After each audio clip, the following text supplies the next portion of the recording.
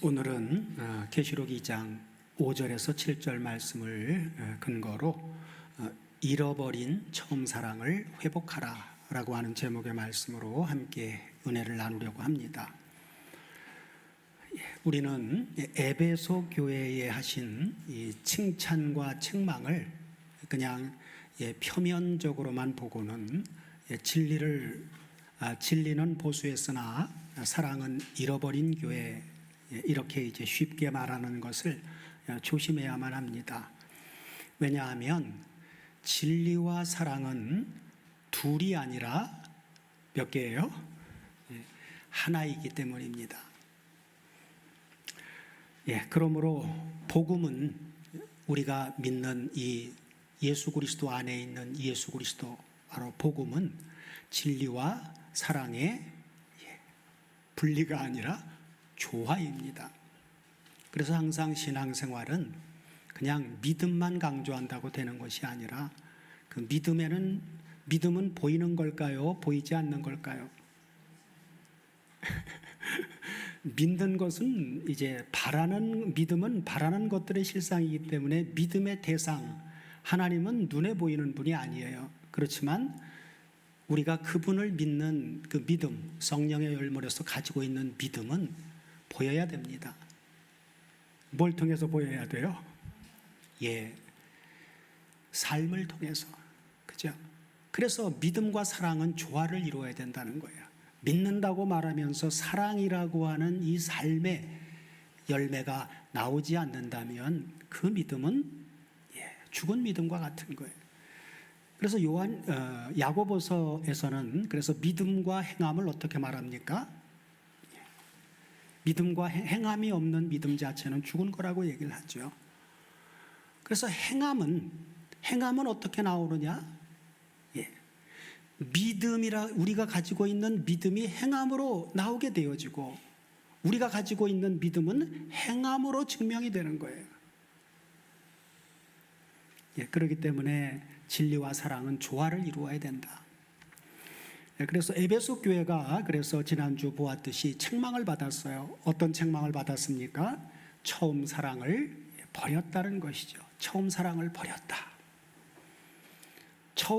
우리가 처음 사랑 받았을 때 그때는 진리에 대한 지식이 우리한테 있었습니까? 없었습니까?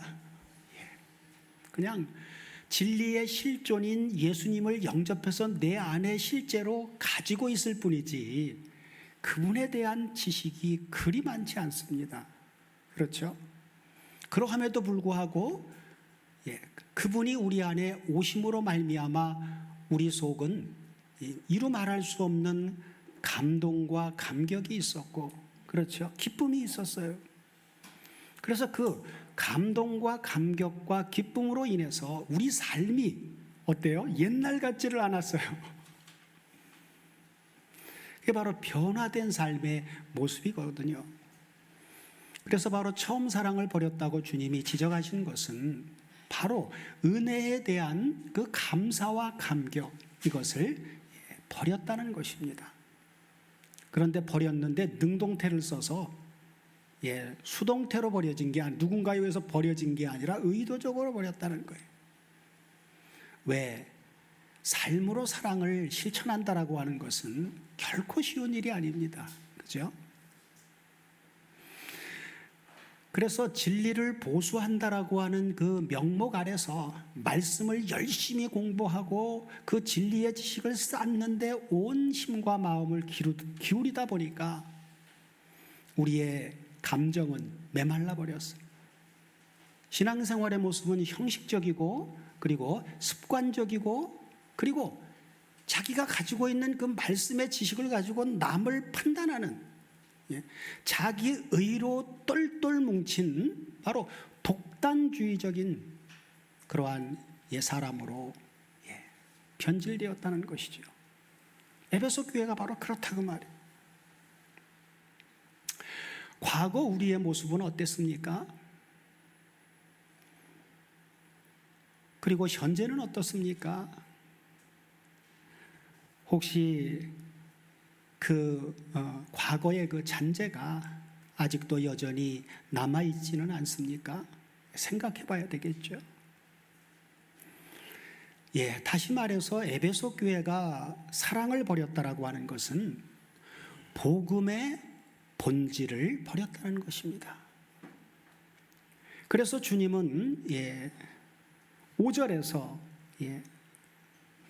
이렇게 말씀하고 있죠. 맨 후반부의 끝에 가면 내가 내게 가서 임하여, 내가 내게 임하여, 내게 가서 내 촛대를 그 자리에서 옮기리라, 이렇게 말씀하셨죠. 이 말씀의 의미는 뭡니까?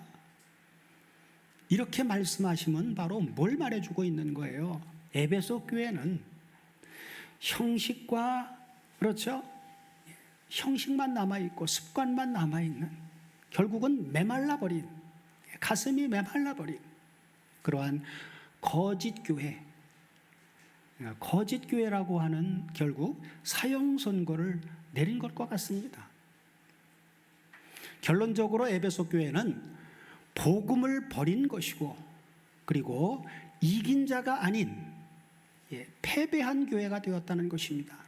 결론은 그래요. 그렇죠? 자, 구약 교회가 바벨론으로 추방당하게 된 원인도 무엇이었습니까?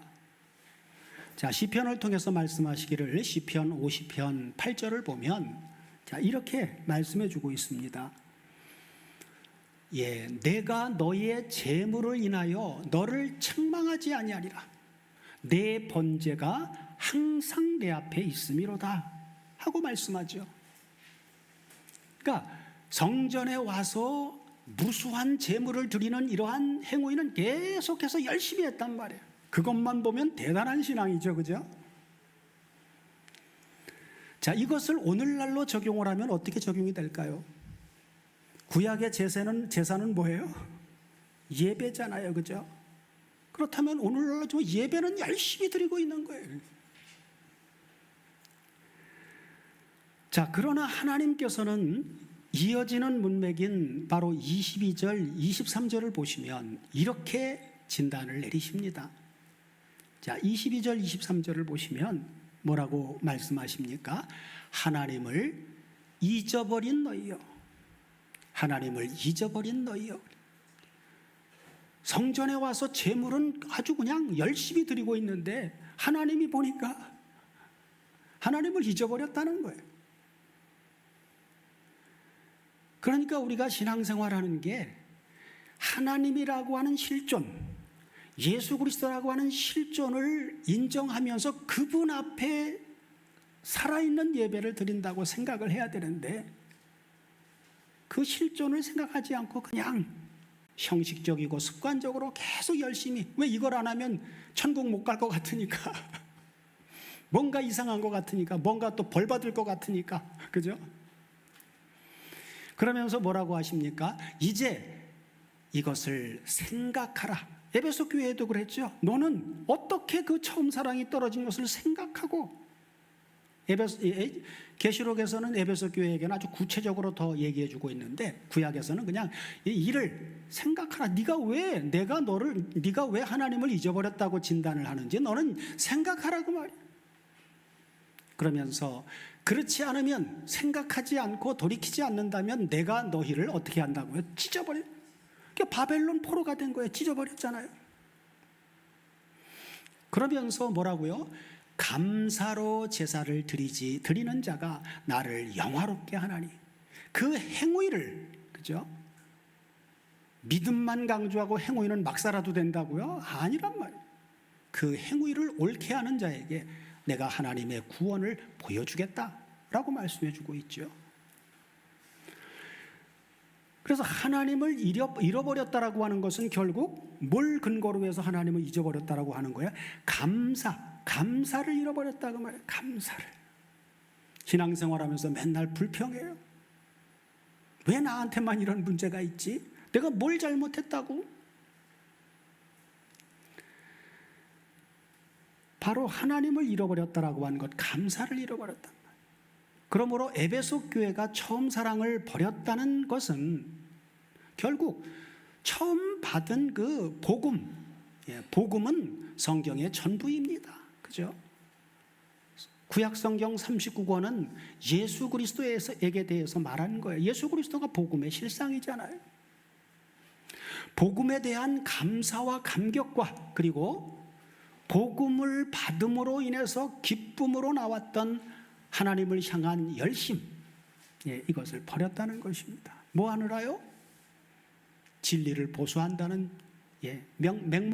명목으로다가. 이런 맥락에서 우리가 볼 때 에베소 교회 성도들이 버린 사랑을, 하나님께 대한 사랑을 버린 것이냐, 도대체 이웃 상호간에, 성도 상호간의 사랑을 버렸는 것이냐라고 구별한다라고 하는 것은, 구별하려고 하는 그러한 것은 무의미한 것이다. 자, 주님께서는 마태복음 22장에서 한 율법사가 와서 주님한테 질문을 하죠. 율법 중에 어느 계명이 큽니까? 라고 했을 때 주님은 어떻게 대답을 했어요? 그 물은 율법사에게 하나님 사랑과 이웃 사랑, 그렇죠? 둘로 요약을 해 주셨습니다. 그런데 왜 그렇게 요약을 해 주셨을까요? 그것은 바로 모세에게 주었던 10계명이 돌판이 한 개였어요? 두 개였어요? 두 돌판에 기록되어 있다는 점을 염두에 두고 하신 말씀입니다. 그러나 다락방 수훈인 요한복음 13장 34절에서는 이렇게 말씀하죠. 이제 옛 계명이 아니라 새 계명으로 바꿔주시면서 요한복음 13장 34절을 다 같이 보시면 우리 교회의 표의 본문 말씀이에요. 그죠? 새 계명을 너희에게 주노니 서로 사랑하라. 어떻게 서로 사랑하느냐? 기준이 있죠. 내가 너희를 사랑한 것 같이 너희도 서로 사랑하라. 그래서 둘을 하나로 묶어 주셨습니다.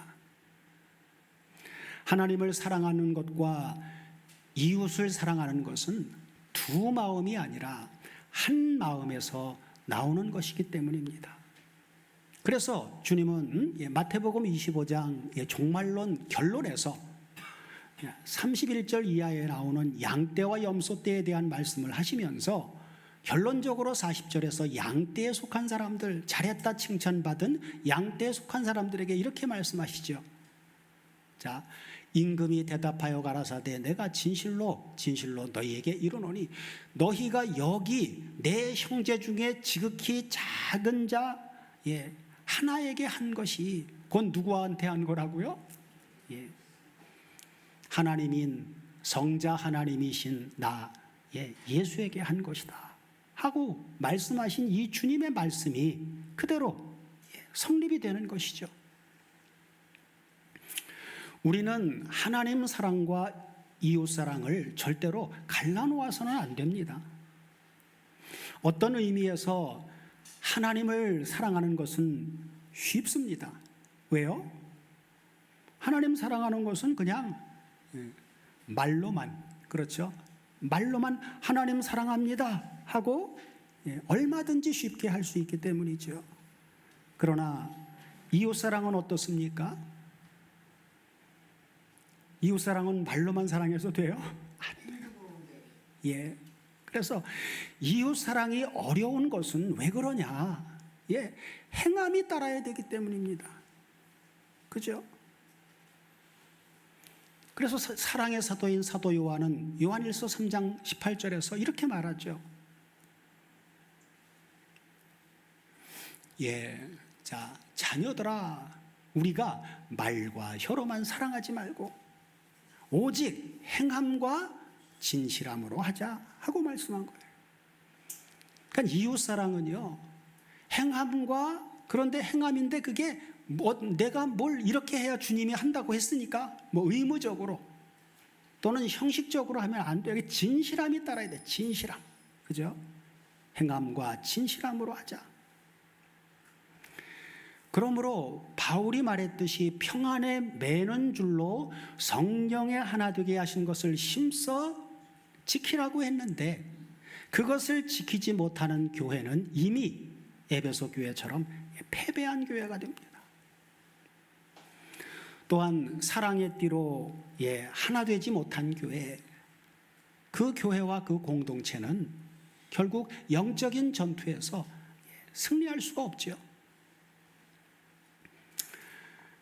그리고 내가 내 촛대를 그 자리에서 옮기리라 하신 이 무서운 책망은 처음 사랑을 버린 경우에만 해당하는 것이 아닙니다. 3장의 라오디아 교회에게도 진단을 내릴 때 뭐라고 진단을 내렸어요?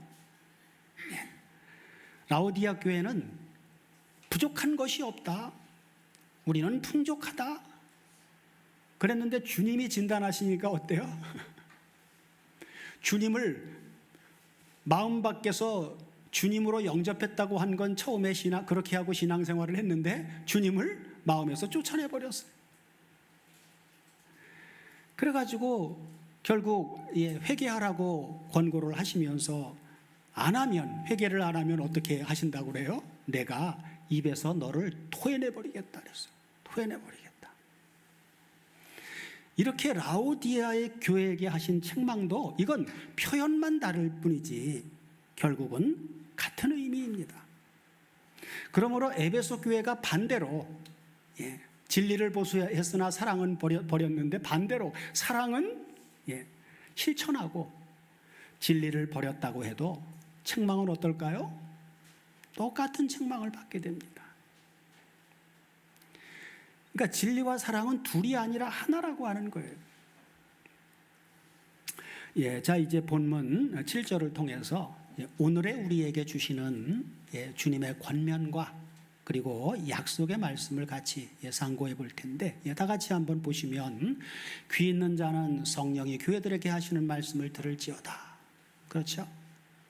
귀 있는 자는 성령이 교회들에게 하시는 말씀을 들을지어다 그래요. 그러면서 이기는 그에게는 내가 하나님의 낙원에 있는 생명나무의 과실을 주어서 먹게 하리라 하고 말씀하죠. 자, 여기서 우리가 주목해야 될 점은 무엇입니까? 우리가 에베소 교회에게 준 편지 서두에는 어떻게 말씀하고 있어요? 주님이 말씀하시는 것으로 시작을 하죠. 그런데 마무리는 어떻게 해요? 권면과 약속의 말씀인 바로 결론 부분에 가서는 어떻게 말씀을 합니까? 주님이 아니라 성령이 교회들에게 하시는 말씀이라고 말씀해 주고 있죠. 성령이 교회들에게 하시는 말씀이다. 자, 성육신하신 주님께서는 십자가상에서 우리가 구원받아야 될 구원의 구속의 역사를 다 이루었다 하고 말씀하셨어요. 그리고 사도행전 1장에서 부활하신 주님은 40일 동안 다 보이신 후에 제자들에게 약속의 말씀을 남겨놓고 하늘로 올라가십니다. 승천하셔요. 그렇죠? 그런 다음에 사도행전 2장에서 누가 오십니까? 주님이 말씀하셨던 요한복음 14장 16장에서 말씀하셨던 그리고 사도행전 1장에서 너희들은 몇 날이 못 되면 그렇죠. 아버지가 약속하신 것을 기다려라 그래요. 그래서 결국 2장에서 약속하신 누가? 성령이 다른 보혜사인 성령이 오순절에 강림합니다. 이것은 뭘 말해주고 있습니까? 임무가 교대된 거예요. 그렇죠? 성삼위 하나님의 역사는 보면은 그 역사가 이렇게 쭉 연결이 되어지고 구분되어져 있으면서 또 연결되어져 있습니다. 예수 그리스도가 성육신하시기 전까지는 성부가 모든 역사의 표면에 나타나셔서 그 역사를 주관해 오셨어요. 계획하시고 섭리하시는 이 모든 역사를. 그리고 구원의 계획의 핵심인 구속의 사역은 성자의 몫이었단 말이에요. 그래서 그 성자가 성육신에서 오셔서 십자가에 우리를 위해서 죽고 부활하는 대속의 사역을 하심으로 성자의 사역은 이루어진 거예요. 그리고 그 다음에 아버지가 계획하시고 성자가 성취해 놓으신 구속의 사역을 성도들 각자에게 그게 믿어지고 자기의 사건으로 대속의 사건이 적용이 되려면 그 사역은 누가 해야 된다? 삼위의 하나님인 성령 하나님이 그 사역을 주도하시는 겁니다. 그래서 임무가 교대가 된 것이다 그 말이에요. 왜냐하면 교회가 영적인 전투에서 승리하기 위해서는 성령의 능력을 의지해야만 가능하기 때문입니다. 그리고 두 번째로 우리가 주목해야 될 점은, 자, 귀 있는 자는 성령이 누구에게? 교회들에게, 복수형을 쓰고 있어요. 교회들에게 그렇게 말씀하셨는데 뒤에 바로 연결해서는 뭐라고요? 이기는 그에게는, 그래요. 이기는 교회들이니까 이기는 그들에게는 그래야 되는데 단수를 쓰고 있단 말이에요. 이게 번역이 잘못된 게 아니에요. 원문을 봐도 단수로 쓰고 있어요. 이기는 그에게는 그렇게 말씀하고 있다는 걸 주목해야 된다 그 말이에요. 왜 그렇습니까? 구원받을 자와 구원 못 받을 자가, 이걸 통해서 우리에게 보여주는 게 뭐예요? 구원받을 자와 구원 못 받을 자가 구분이 되기 때문에. 물론 그런 면도 생각해 볼 수 있지만, 그런 면도 생각해 볼 수 있지만, 중요한 것은, 여기서 말하고 있는 중요한 요점은 영적인 전투는 단체전이면서 동시에 개인전이라고 하는 것입니다. 이게 중요한 거예요. 무슨 얘기인지 이해가 되셨죠? 예. 바울을 기분 좋게 들어요. 그래서 바로 이기는 그에게는 하고, 바로 개인에게 적용을 해주고 있단 말이에요.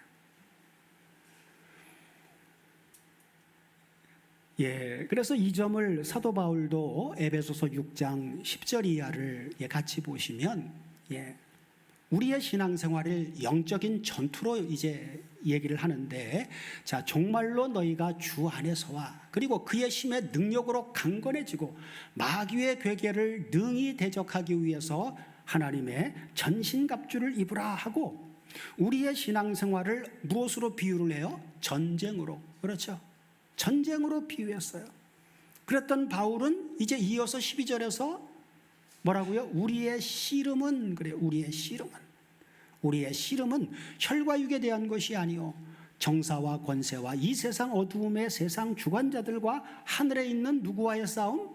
악한 영의 싸움이다. 영적인 전쟁인데, 전쟁을 단체전이 아닌 뭐로 비유를 하고 해서 씨름은 단체전입니까? 아니면 1대1입니까? 씨름은 단체전이 절대로 아니죠. 그래서 바로 왜 1대1의 씨름으로 그걸 비유를 하느냐?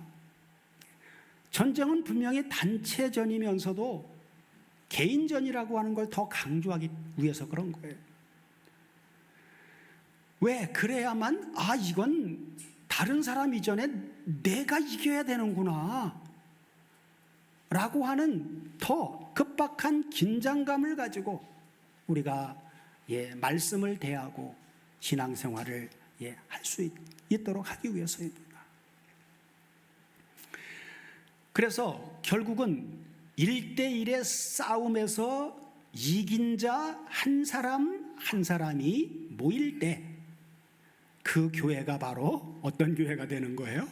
승리하는 교회가 되는 것입니다. 이긴 자 한 사람 한 사람이 모인 교회가. 그러므로 이기는 교회가 되기 위해서는 우리는 구약의 모형으로 보여주었던 출애굽 당시 구약 교회에 대해서 생각해 보아야 되는데, 구약에 출애굽한 이스라엘 백성들 가운데 출애굽한 다음에 모세를 통해서 하나님이 계수하라고 하시는데 20세 이상 싸움에 나갈 만한 자들을 계수하라고 명령을 하세요. 어린아이들은 싸움에 못 나가잖아요. 그죠? 20세 이상 싸움에 나갈 만한 자. 여기서 우리가 명심해야 되는 건 뭐냐? 첫 번째로 싸움에, 하나님 나라 전쟁에 나가 싸워야 될 첫 번째 사람의 기준은 뭐냐? 먼저는 우선적으로 하나님의 자녀로 거듭나야 해요. 이건 전제입니다. 거듭남이 전제예요. 그리고 두 번째는 20세 이상이니까 신앙적으로 성숙해야 됩니다. 어린아이는 나가서 싸울 수 없어요. 그리고 세 번째로는 그렇게 성숙하려면 싸움에 나갈 만큼 훈련이 되어져야 되고, 그리고 훈련만 되어지는 게 아니라 싸움에 나가려면 뭘 해야 돼요? 무장을 해야 돼요. 무장. 그죠? 무장을 해야 한다는 것이죠. 재차 강조하지만 우리는 이기는 그에게는 하신 이 영적 전투라고 하는 점에 우리가 주목을 해야만 됩니다. 왜냐하면 에베소 교회에게 주신 이 말씀, 계시록의 이러한 말씀은 이 영적인 전투는 2000년 전 존재했던 에베소 교회에게만 국한된 지난 일이 아니라는 것이죠. 앞서도 나눴듯이 지구상에 지금 현재 존재하는, 또 앞으로 존재할 모든 교회가 심판주로 주님이 오시는 그날까지 싸워야 될 이제 있는 일이라고 하는 거예요. 이제 있는 일. 바로 오늘날 우리가 계시록을 볼 때는 바로 이게 우리 일이란 말이에요. 우리 일. 다른 사람 일이 아니에요. 그러니까 요한복음은 과거의 역사라면 계시록은 바로 현재 역사를 말하고 있는 것이다. 예, 그래서 이기는 그에게는 뭘 준다고요? 이기면, 개인전에서 이기면 그에게는 내가 하나님의 낙원에 있는 생명나무의 과실을 주어 먹게 하리라 그래요. 자, 이 약속의 말씀은 우리의 눈을 어디로 향하게 만들어줍니까? 바로 에덴 동산이죠. 창세기 3장 24절을 다 같이 보시면, 자, 이같이 하나님이 그 사람을 쫓아내시고 에덴 동산 동편에 그룹들과 두루 도는 화영검을 두어 생명나무의 길을 지키게 하시니라. 이기는 그에게는 생명나무 과실을 주어 먹게 한다니까. 아담의 범죄로 인해서 잃어버렸던 낙원을 다시금 회복시켜서 이제는 우리가 소유한 복낙원으로 그렇게 회복시켜 주시겠다라고 하는 바로 약속의 말씀이죠. 자, 이 약속은 22장에서 어디에 가서 완벽하게 성취가 됩니까?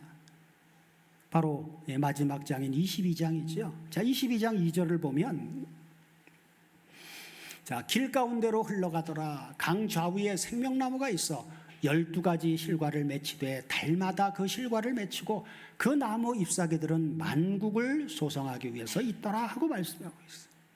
자, 그러면서 14절로 내려가 보면 14절에 가서는 이렇게 말씀해 주고 있습니다. 그 두루마기를 빠는 자들은 그래요. 그 두루마기를, 근데 여기 스테판본을 보면 그 두루마기를 빠는 이라고 하는 이 부분이 스테판 성경에는 어떻게 번역이 되어져 있냐면 그의 계명들을 행하는 자들은 이렇게 번역이 되어 있어요. 그의 계명들을 행하는 자들은 하고 쓰여 있어요. 알란드 사본은 두루마기를 빠는, 그러니까 두루마기를 빤다는 건 바로 뭐 하는 거예요? 그러니까 주님의 새 계명을 지키는 삶, 행하는 삶을 사는 걸 말해주고 있는 거예요. 그러니까 삶이 따르지 않는 신앙은 그건 죽은 신앙이다 그 말입니다. 그래서 그의 계명들을 행하는 자들은 복이 있으니 이는 저희가 생명나무에 나아가며 그리고 문들을 통하여 성에 들어갈 권세를 얻으려 함이로다 하고 성취되는 것을 우리가 계시록을 통해서 분명하게 볼 수가 있죠. 자, 7 교회에 하신 이 약속이 각각 다른 것처럼 보이지만 결국 약속은 하나입니다. 그건 바로 무엇일까요?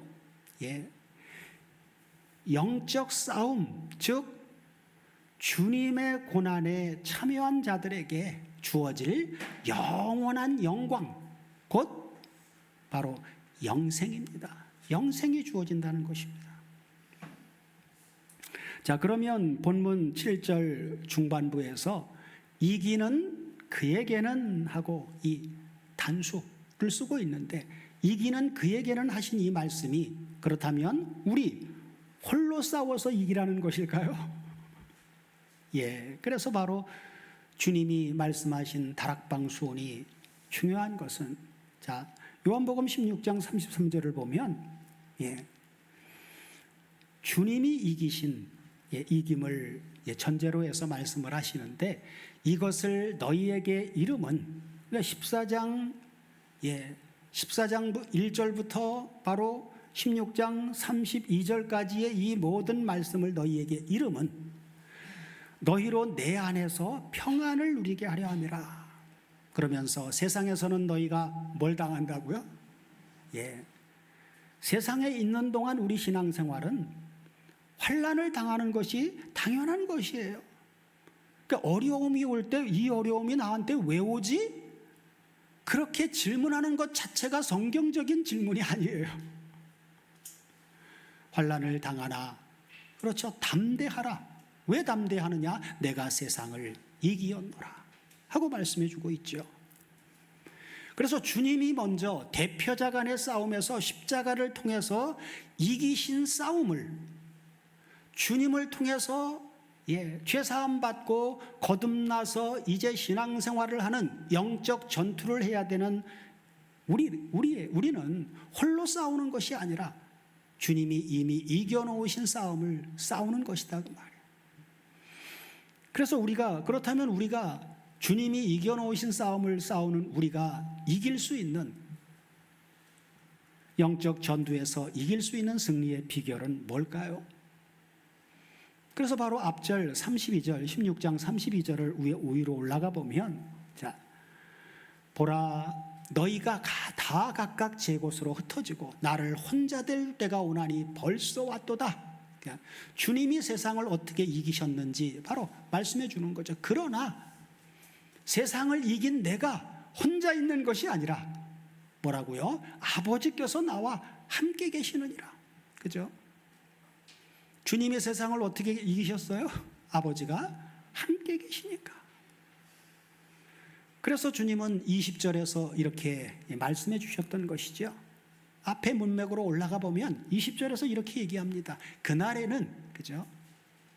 16장이 아니라 14장 20절이요. 네. 자, 14장 20절을 보면 그날에는, 그죠? 내가 아버지 안에, 너희가 내 안에, 내가 너희 안에 있는 것을 너희가 알리라 그래요. 그렇죠? 그날이 바로 무슨 날이에요? 주님이 구속사역을 완성하시고 보혜사 진리의 성령이 오시는 그날이란 말이에요.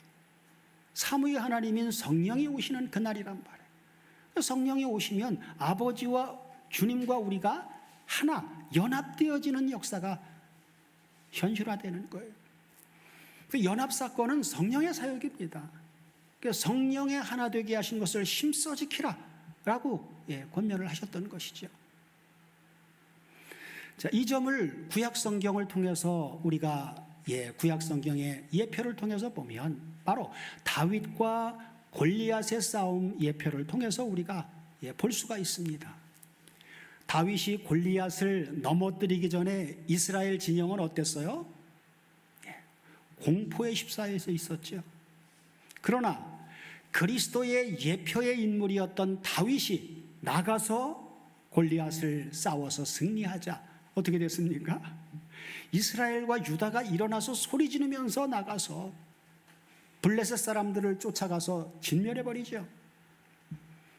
다윗은 그리스도의 예표의 인물이에요. 그러니까 그리스도가 먼저 앞서 아버지와 함께 싸워서 승리해 주신 그 사건을 보고 믿는 자들은 아버지와 주님과 우리가 하나 되어져 있으니 그걸 실제로 믿음의 눈으로 보고 확증한 삶을 사는 사람들은 영적 전투에 나가서 담대하게 싸울 수 있는 거예요. 그렇죠? 그러니까 이길 수밖에 없는 것이죠. 그러므로 교회는 계시록 2장의 요절인 26절, 27절을 같이 보시면 자, 이기는 자와 끝까지 내 일을 지키는 그에게는 만국을 다스리는 권세를 주리니 그가 철장을 가지고 저희를 다스려 질그릇 깨트리는 것 같이 하리라. 그러면서 뭐라고요? 나도 아버지께 받은 권세가 바로 받은 권세가 그러하니라 하고 말씀해 주고 있죠. 그래서 바로 주님과 주님의 대속의 은혜를 성령을 통해서 받아서 아버지와 주님과 하나가 되어 함께하는 그러한 이기는 자는 뭘 가지고 이기는 거예요? 이 철장 권세로 이길 수 있는 것이죠. 자, 아버지께 받은 주님의 철장 권세는 구약의 어떤 예언의 말씀의 성취입니까? 시편 2편 9절을 보면 자, 내가 철장으로 저희를 깨트리며 질그릇같이 부수리라 하시도다 하고 말씀하죠. 주님은 바로 이 철장 권세를 가지고 승리하셨고 또한 이 권세를 누구에게 넘겨준 거예요? 교회들에게 넘겨주시고 그분은 승천하셨어요. 이런 철장 권세를 받은 자들에게 주신 지상 명령이 바로 뭡니까? 그게 바로 마태복음 제일 끝에 있는 28장 18절 이하죠. 자, 다 같이 한번 보시겠습니다. 예수께서 나와 일러 가라사대 하늘과 땅의 모든 권세를 내게 주셨으니, 그렇죠. 이걸 전제하고 있어요. 그러므로 너희는 가서 모든 족속으로 제자를 삼아 아버지와 아들과 성령의 이름으로 밥티조를 주고 내가 너희에게 분부한 모든 것을 가르쳐 지키게 하라. 지키는 사람은 이기는 자죠. 그러면서 홀로 나가서 싸워 이기라고 하지를 않고 볼지어다 내가 세상 끝날까지 너희와 항상 함께 있으리라 그래. 그죠? 함께 싸워 주시겠다. 말씀하신 것이죠. 그래서 이렇게 말씀하신 대로 하늘과 땅의 모든 권세를 아버지께 받은 주님께서 우리와 항상 함께 하시기에 우리는 이길 수 있는 것이죠. 그래서 주님을 의지해야만 되는 거예요. 주님 없이는 우리 못 살아요. 그죠? 주님 없는 우리의 신앙생활은 패배밖에 없습니다. 우리는 주님의 신부예요. 아까도 잠깐 어느 형제하고 얘기를 했지만 세상의 부부관계에서도 현숙한 아내는 나가면 누구 자랑합니까? 남편 자랑하죠. 남편 자랑하는 것이 곧 누구 자랑하는 거예요? 남편이 잘 되면 곧 아내는 자동으로 잘 되는 거예요. 주님과 우리 사이도 성경은 부부관계로 얘기를 해줘요. 주님은 우리의 신랑이고 우리는 신부다. 그러면 우리 신앙생활은 누구 자랑하면서 살아야 돼요?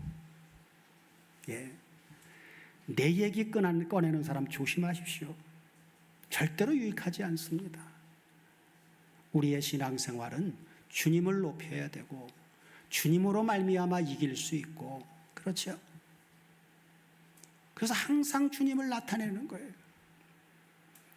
주님은 과거의 주님만으로 끝난 게 아니에요. 십자가에 죽었다 부활하신 사건은 역사적인 사실입니다. 이건 누구도 부인할 수 없어요. 요즘 유튜브를 보면 주님의 성경의 그 역사가 실제 사실이라고 하는 것을 과학자들은 전부 아니라고, 그거 과학적인 근거 없다고 아니라고 그렇게 말하는데, 과학자 중에도 신앙인들이 많거든요.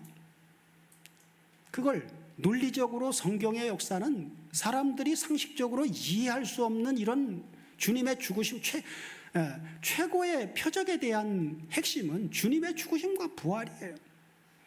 예수 그리스도가 역사 속에 실제로 있었느냐 없었느냐, 그거는 성경만이 아니라 유대 문헌에도 있다고 다 역사적으로 나와 있어요.